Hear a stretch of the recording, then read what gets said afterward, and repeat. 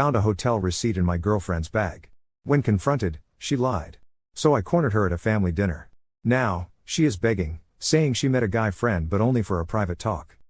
My girlfriend, Laura, 34F, and I, 36M, have been together for 7 years. We lived together and things were going fine.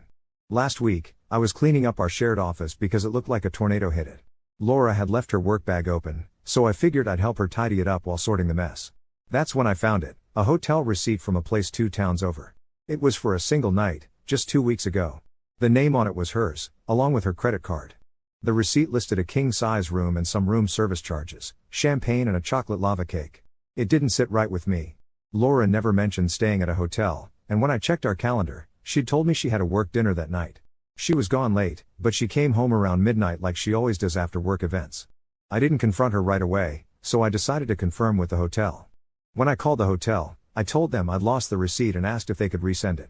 They asked for the email address associated with the booking and the last 4 digits of the card used for payment. Luckily, I had seen both in the receipt I found, so I gave them the information. Once they confirmed it matched their records, they shared the details of the stay, including the fact that 2 key cards had been issued.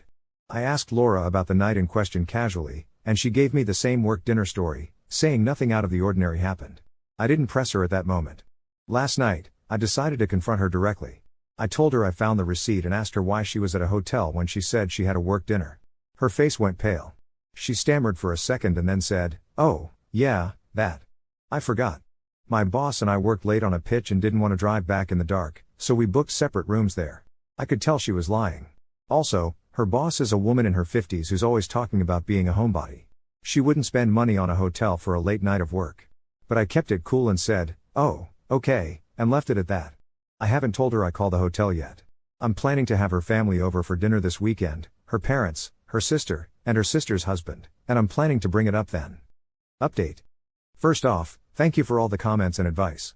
I read every single one, even the ones that called me an idiot for waiting. Here's what happened. So, I decided to bring it up during the family dinner. I know that sounds dramatic, but hear me out. Laura is incredibly close to her family, and they have a strong moral compass. I figured the presence of her parents and sister might make it harder for her to lie. So, Saturday night rolls around, and we're all seated at the table. Dinner was going smoothly, but I could barely touch my food.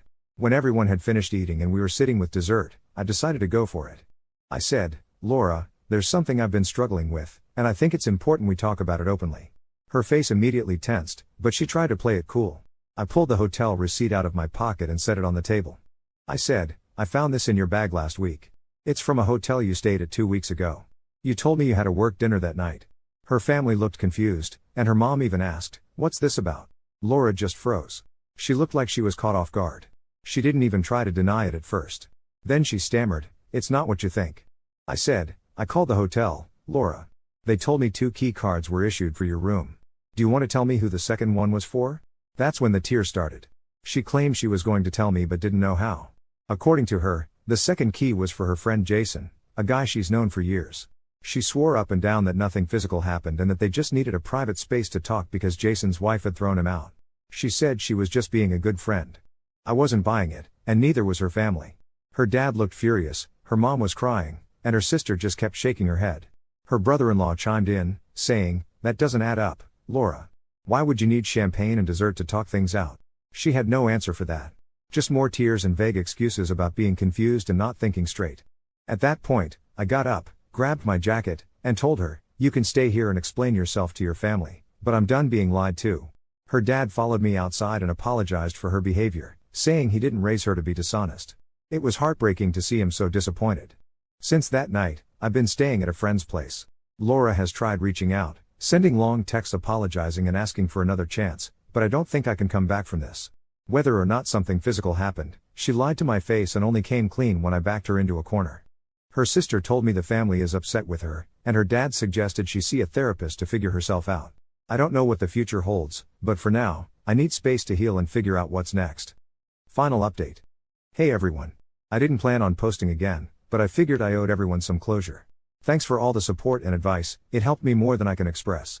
After everything that went down at the family dinner, I stayed at a friend's place to clear my head. Laura kept trying to reach out, calls, texts, emails, saying she wanted to explain and make things right. I ignored most of it, but eventually, I agreed to meet her in person for one last conversation and to tell her I am done.